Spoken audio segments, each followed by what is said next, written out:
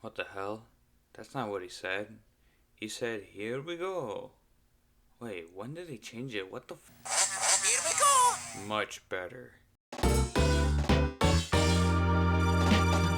One of the biggest highlights of the Nintendo DS was its expansion on its CPU capability. Though still running about the same byte total as its predecessor, the Game Boy Advance, that being 32, it could technically be argued to be a 64-bit handheld due to its double processors within the system. However, the DS was pretty much the point where bits began to die in terms of graphic capabilities, because irregardless of such labels, the Nintendo DS could run games with more detailed design and graphic than even Nintendo 64 games. This gave it a huge advantage when creating games in an open world style, because it can now use the proper depth of environment without needing any sort of scale manipulation or Mode 7 engine, which is what a lot of GBA games requiring a 3D-esque design relied on, or just doing a top-down perspective.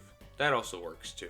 To show this off, Super Mario 64 was crunched into a small-ass cartridge with a complete upgrade in not only the graphic department, but also its playability, now being controlled with the means of 8 directions. This was one of the many criticisms towards 3D games on the Nintendo DS, and although the Mario Kart series has been known for using a D-pad in 2 of its games, the console iterations Mario Kart 64 and Mario Kart Double Dash are often held to higher standards in terms of its controls and handling, and that's because of its ability to give complete 360 control to the player, making them feel like they hold better management over their actions and characters. Not only that, but the DS was promised to have Wi-Fi support for some of their games. This was huge at the time, especially for a handheld device.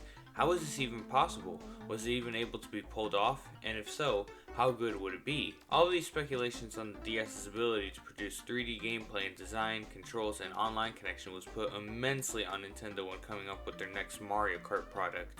They knew they couldn't simply go back to the old style of Super and Super Circuit, otherwise they wouldn't be taking advantage of the handheld's powerful processor. They knew they couldn't commit back to a control style like with Super and Super Circuit, since that would alienate the audience due to their more technical and hard to adapt handling, and they knew that Mario Kart would not survive on just its local multiplayer, and knew they would have to not only upgrade it to give more between people, but also add in obvious Wi-Fi support, especially for a racing game that can support up to 8 characters on a single race. All of this pressure and unspeculated hype and reception put on the team eventually resulted in Nintendo releasing a product so good, it led to rising sales for the system it was put on and was universally revered by almost everyone, game critics, casuals, and competitors alike. The game was Mario Kart DS. Mario Kart DS is a complete upgrade in every aspect compared to its handheld predecessor on the Game Boy Advance, and this is coming from a guy who very much loves Super Circuit. However, compared to Double Dash, the graphics and gimmick department aren't really all that updated, but in return, it's a lot less limiting in design, and overall has a lot more content added into it. We'll start off by mentioning the menu redesign. Just like in Super Circuit, player selection is not the first given options in the menu. Instead, you start off in a title menu one step away from either the main menu, multiplayer menu, or Wi-Fi menu, along with an option and record settings you can look in, which allow you to either look into your records very obviously, add a nickname for races, or design a custom emblem to the parts of your car a logo would usually be. I always liked messing with this option, and it would be nice to see a return, but given its status when it came to online, there's probably an obvious reason why it will never come back. As for multiplayer and Wi-Fi, well, sorry to break this, but I'm playing this rather on the Wii U Virtual Console release. But either way, Wi-Fi has been terminated for quite a long time already, but from early forums, it seems like it has a decent performance output in terms of 2005 broadband connection. Probably because of that weird-ass limitation they put on it. I mean, you really couldn't drag items behind your cart? What the hell is this, Double Dash? The multiplayer is local wireless, which means it doesn't require a wire and it supports up to 8 whole players from both modes. The largest so far and one of only 2 games to do so in terms of local multiplayer. Now, what do I exactly mean by both modes? Well, in terms of local multiplayer, when starting a room you have 2 options, one that is cartridge selected and one that is download play selected. The cartridge mode will load off the host's cartridge so long as everyone else has a cartridge, and grants any modes and courses so long as the host has it unlocked. For the download play mode, the host cartridge is run off, but everything is limited. The only playable character is Shy Guys, the only cart allowed is a standard cart, and only the mushroom and shell cup are available. I especially always found this odd since the game starts you off with the flower and and banana cups too, so you would think they would have implemented them into the multiplayer since they're not unlockables. Of course, this is Nintendo we're talking about, with the exception of like 2 titles, they are always limiting when it comes to their handheld multiplayer support. At least you can play on battle and versus mode now rather than it just being locked behind the cartridge mode. Now when it comes to the single player mode, there's a lot more options given than ever before. Not only do we have Grand Prix and time trials making their obvious returns, but the addition of versus mode. A mode that lets you practice races against CPUs much like how Quick Run was like in Mario Kart Super Circuit, but has more configurable options like speed, win rates, and teams. Battle mode also makes a single player appearance, though only Balloon Battle and Shine Runners are the only additions to the mode. This is definitely my favorite iteration of Balloon Battle. I like the blowing balloons gimmick added to the game, and the battle format works well since battle modes now accommodate for 8 players total. Shine Runner sees player take up as many shines laying around the course as possible and holding the largest amount. It uses an elimination format though, and whoever holds the most shines by the end of the timer is declared the winner. These two are pretty fun, but the failure to bring back Bob-omb Blast to this game will forever hold a grudge against me enough to be unwilling to give this game a perfect 10 out of 10 score. The stages are all pretty fun too. They return some of the better stages from earlier titles, and the new ones are all cool, though I'm not a huge fan of Twilight House. I honestly find that one a bit lame for my liking, especially when doing Balloon Battle. My only problem with this mode is that you can't pick which characters you want on your team. Why? One of the biggest newcomers to the single player mode is obviously the mission mode. Missions, missions, missions. This is probably the mode most people remember Mario Kart DS for, and that's because it gives the player an alternative option from the usual CPU racing and battling. That, and it also being the only Mario Kart game with this sort of structure put into it.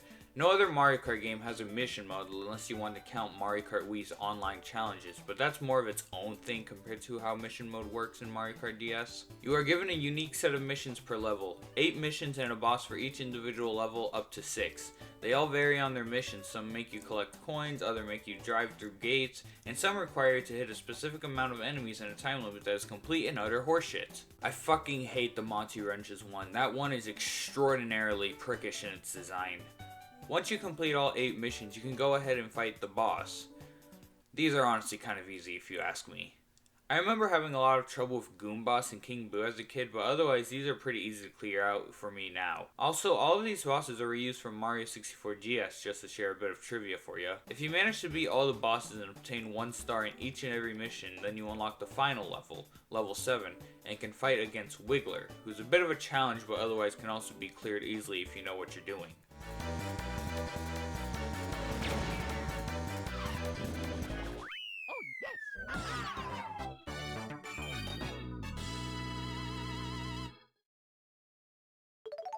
The mode is definitely a cool side mode if the normal racing gameplay bores you, but otherwise it's just that, a side mode. It doesn't have any ties to the game besides being part of it, and the only unlockables you obtain from it are within the mission mode. So if you want to commit to the drift, then this mode pretty much means nothing in all honesty. No hate to it, I still fuck with it when I'm bored, and it would be cool if it returned in a future game, but they should probably add more to it, and not just in terms of unlockables. Maybe also the variety of challenges to add, something like that. Mario Kart DS is where you see mechanics and additions that would become standard from here on. Each character has one unique cart and a standard cart. You can unlock a second class of carts for each character later on that is put after the standard carts. Kart stats are also much more prominent rather than being simply weight, speed, and acceleration. You have handling, which determines how tight your kart can make a turn, drift, how tight the kart can do turns when in a drift or power slide, and items, which affects your chances of getting better items in a specific position and also determines how many mushrooms you get on time trials. These stats do matter in the grand scheme of things, especially when it comes to 100cc Grand Prix and beyond, because let me tell you, the AI does not play around in this game. If you manage to unlock everything, which includes the 4 unique characters Daisy, Drybones, Waluigi, and Rob, that's such a weird inclusion. I mean, just what do you think of putting when you're adding a non-Mario character for the first time in a Mario Kart game? Link? Samus? Doshin? Fox McCloud? Nah, fuck it, let's go with Rob. We gotta at least add him to the game so he isn't just a Smash First character. If you manage to unlock everything, including getting all gold trophies, then any character can use any cart they desire. How do you do this? With the Grand Prix Cups. You start off with 4, though there are 8 total as you progress through the Grand Prix CC. 4 Nitro Cups consisting of completely new tracks for the game, and 4 Retro Cups consisting of courses from past games. This specific line of cups returned from Super Circuit, though instead of solely focusing on remaking all tracks from a single game, Mario Kart DS picks 4 tracks from each past games and remakes them from the ground up to help fit with the new kart controls and overall aesthetic of the game. Getting gold trophies for the lineup of cups is the only means of unlocking characters and karts accessibility. Booting a race up and we already... What is this? What am I looking at right now? Is that a countdown with numbers? Where in the fuck is Lakitu? I mean, he's in the game, so why isn't he counting down the countdown? Sorry, I'm a bit overreacting on this, but anyways, you begin the race revving up the engine with once again another countdown change, this time reliant on you pressing right at 2 and they're on. This being the countdown boost, I would stick with the rest of the formula. Also, this may be a bit nitpicky, but notice how from there on, the starting track is usually on a circuit of sorts with a crowd full of stadium cheering you on and a bunch of billboards and ads on the side. Every game onwards does this sort of thing for its beginning track. In fact, every new track involving a circuit or a stadium would follow this sort of design. So when you start racing, you might notice something a little different in this game. Your controls don't feel sluggish. You go for a turn and suddenly, your own shock and horror, the cart turns your way. You commit to a drift and whoa! The cart isn't slip sliding around, nor is it locked in place. What the heck is going on here? Well, old buddy, old pal, old pedophile, Mario Kart DS fixes the way the karts are controlled. Now, irregardless of what car you use, you'll always have full control over your kart's steering and drifting. This was the single biggest change to the controls of Mario Kart, because now you can't fault the kart's handling or game's physics for fucking you over, since you have full privilege over the character and vehicle. And with this change comes a change in design with courses. One thing looking back at Mario Kart Double Dash, you'll notice that most of the courses have very little narrow spots and often have guardrails or walls or signs put around in order to help you stay on the track itself. But now that the player has complete control over the kart with no worries of any sort of slipperiness tied to it, there exists a lot more hazardous and less guarded sections on the tracks, especially when it comes to the later courses. The drifting returns much like the ones from 64 and Double Dash, where it's manually inputted by stick shifting. This is the only thing not necessarily changed from the old games going into the new games. That is until Mario Kart Wii, but that'll be discussed for another time.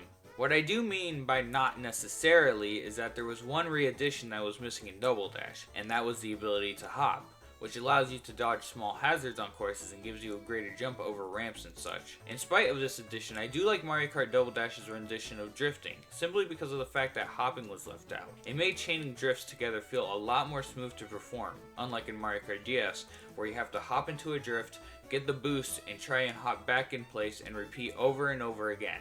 Oh, speaking of which, I guess this is the part of the video where I mentioned the strength of drifting in Mario Kart DS. In Mario Kart DS, the boosts are slightly changed compared to those earlier in the series. The change in speed is much more substantial overall. The effect of a full boost has about as much immediate speed as a mushroom, and although not as longer lasting as such and also only letting you go barely faster than a normal drive on off-roads, the substantial boost is very effective when put together. I mean, you can literally dodge blue shells off of a correctly timed drift boost. That just shows how much speed is in these little boosts. So you know how I mentioned earlier about how karts matter later on in the grand scheme of things when it comes to the Grand Prix? Well, that's because of the controlling ability and speed of the drifting in Mario Kart DS. If you thought Mario Kart Double Dash was insane with its chaining potential, Mario Kart DS puts that shit into full cocaine blasting effect.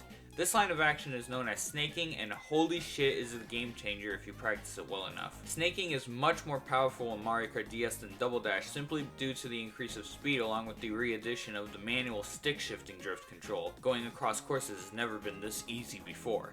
And I'd say you'll definitely need to learn about it if you're wanting to deal with the higher engine Grand Prix, because let's just say the AI isn't exactly easygoing in this game.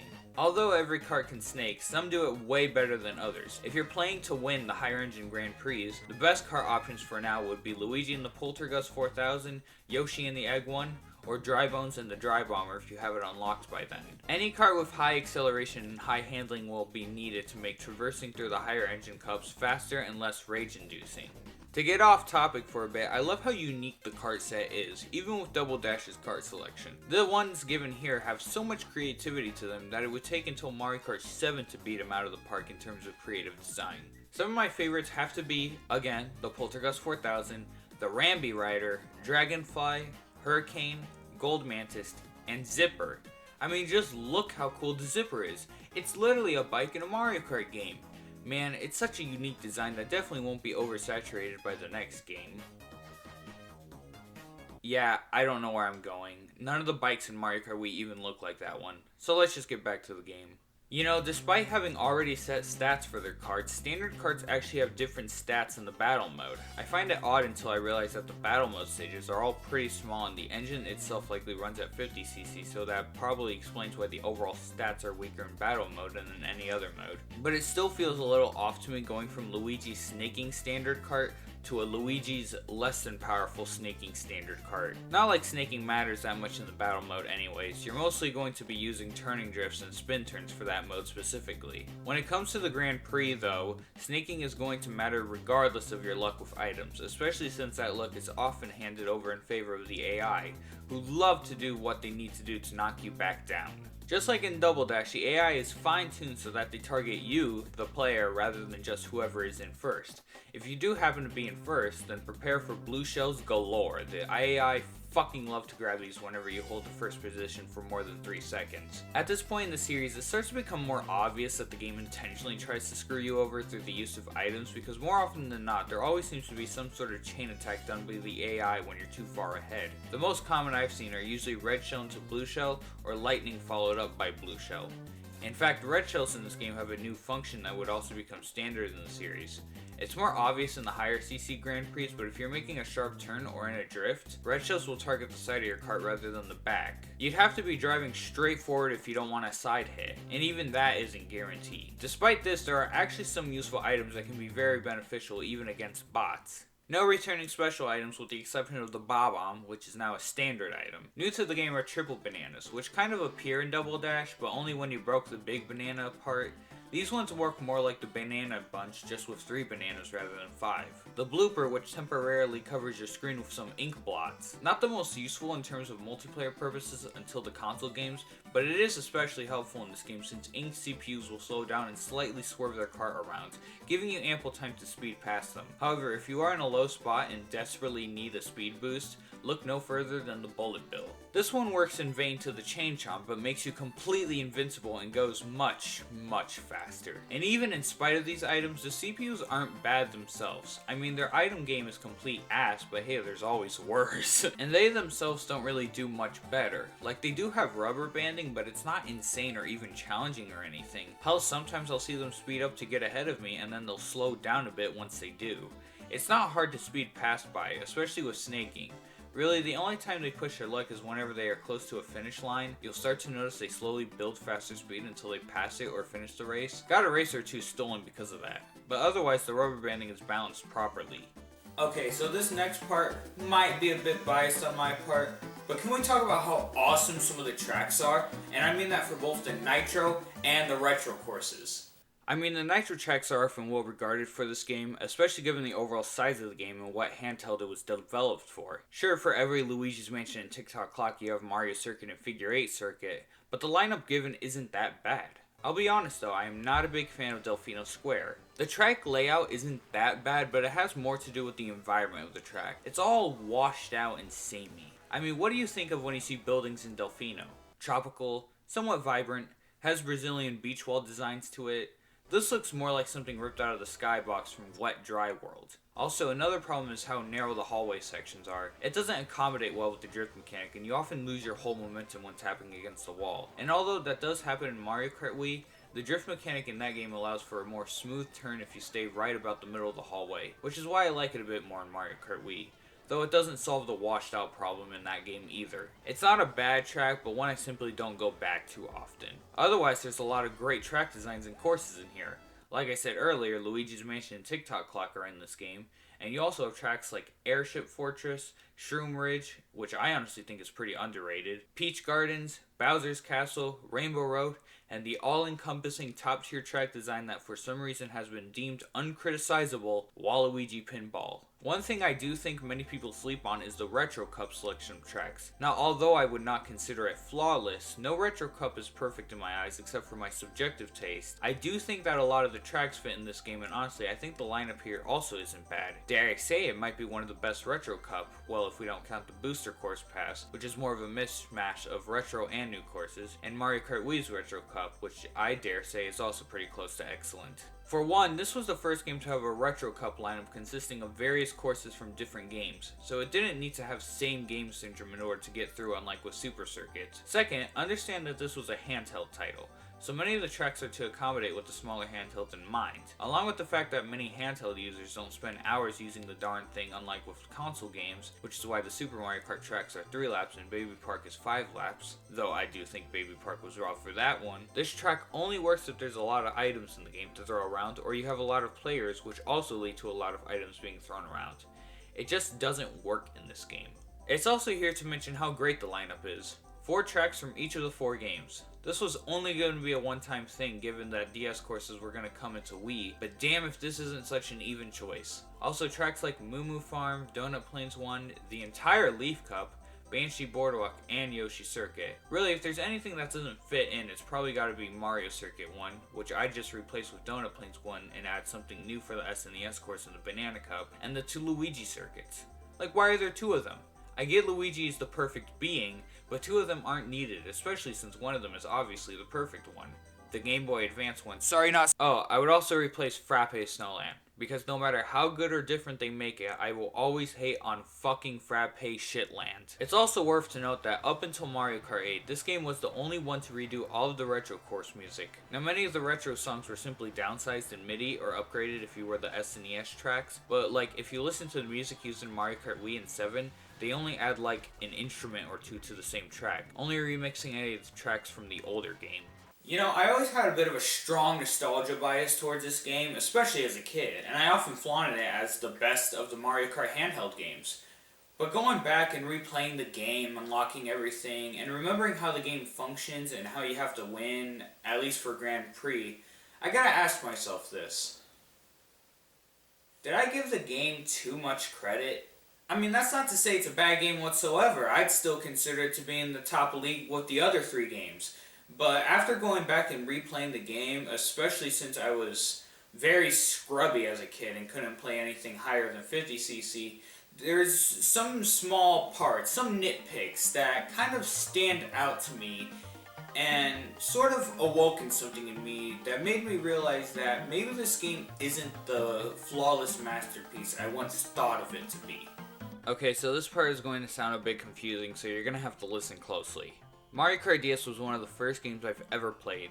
Well, it's debated between this game and Super Mario 64 DS, but that's not the point. The point is that I've played this game for a long time, and thus I held a nostalgic bias towards the game, and would frequently call it the greatest Mario Kart even after playing the other games. Now that I've gotten older, I've become a lot more focused on other sectors of video games besides the amount of content put into it and my early experience with it, which is what I often based off some of the games growing up with from a young age. And I don't know if it's because of some nostalgia burnout or whatever, but this game is somewhat indescribable with its playability. Like, despite myself proclaiming it to be one of the best, I don't find myself going back to this one that often.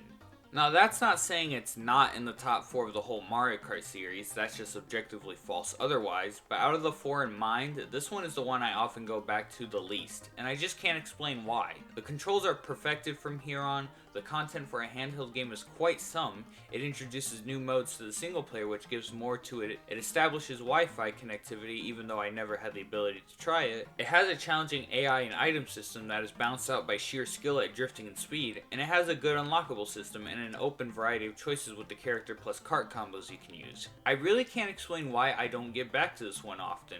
I mean, it's a game I grew up with since the start, and those kind of games always stuck around as repeaters for me because of either nostalgia or the simple fact the game is that fun even as I grow older. It's not even a bad game, like I said before, but the fact that Super Circuit and Double Dash are a lot more fun to me leaves me thinking about this a lot. I'm sorry, I should lay off the personal rants and leave that to myself. Not everyone has the exact understanding or mentality I have about this game, so I'll just leave it like this. Mario Kart DS is a great game, and definitely worthy of the top 4 position. It has everything needed for a handheld Mario Kart game, and it's one to look back at fondly. It's a game I'd recommend playing, but not overstaying your welcome with it. Playing it every once in a while seems to always bring back that original charm just like any earlier playthroughs with the game. Don't let my unnecessary and complicated thoughts pull you away, it's a fantastic game at that. I mean, sale numbers don't lie, and it helped to either add content and design and reintroduce in every future Mario Kart game, or it refixed and tweaked a lot of mechanics and issues that would become permanent from here on. I just hope someone can understand what I'm going through with playing this game. Maybe it's repetitive issues from playing the game so long ago, but then again, it's also been a while since I picked this game back up. Maybe it's like a burnout feeling and I just haven't suffered the same yet for the other games. Oh, what am I saying? I'm just going off about nothing. Go play Mario Kart DS. It is a top contender, best in the series, and it'll be worth your time with the challenging aspects and new and unique content given. Mario Kart DS helped change a lot in terms of gameplay design out of all the Mario Kart games in the series. However, the next game, Mario Kart Wii, would add some few small changes that would also become permanent to the series from there on, and many changes that would stick to this game and this game only. Yeah, we'll be looking at Mario Kart Wii next.